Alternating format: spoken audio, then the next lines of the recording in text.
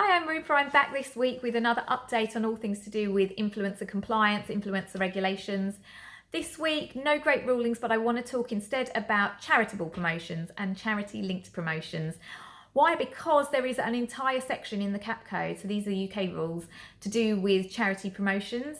There are some very specific rules that you need to follow, things that you need to put into your terms and conditions, for example.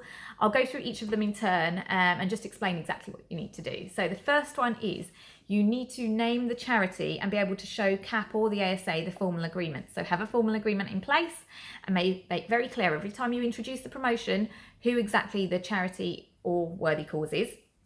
If it isn't a registered charity, it's some kind of worthy cause, you must be able to define its nature and objectives, and you must do that every time, again, the promotion is introduced. You must specify exactly what will be gained by the charity and state the basis on which the contributions will be calculated. So is it a percentage of each sale? Is it a final total, for example? State exactly what that is.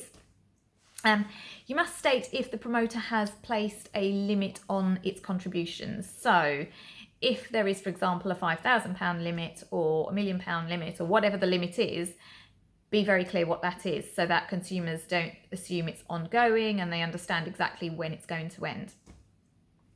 You shouldn't exaggerate the benefit to the charity, it's kind of obvious. Be prepared to tell consumers the current or final total of contributions that are made, if asked. So it's not something you need to keep popping up, for example, on your website. But if you are asked by a consumer, you should be able to know exactly where you've got to with the running total. You need to make sure you do not directly encourage children to buy a product that promotes the charitable purpose. It's important. If part of the price of a product is given to charity, state the actual amount or percentage that will be paid to charity. Right, so if you're saying that 5p in every pound or 5p from every purchase or 10% of all profits, however you're calculating the donation or the sum that you're giving to charity, you need to make that clear to consumers as well. So make that very clear in the terms and conditions of the promotion.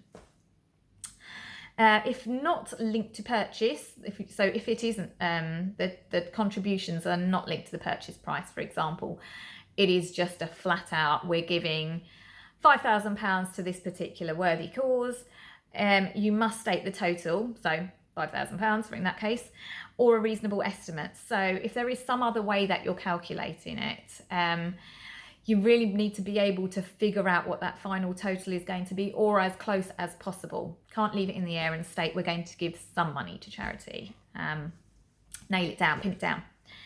That's it. Those are the rules. It should be clear enough from this, but if you've got any questions, feel free to message me. Share this if you know anyone who's running a charity link promotion, and check out the rest of Rupa Shah ad rules on my YouTube channel.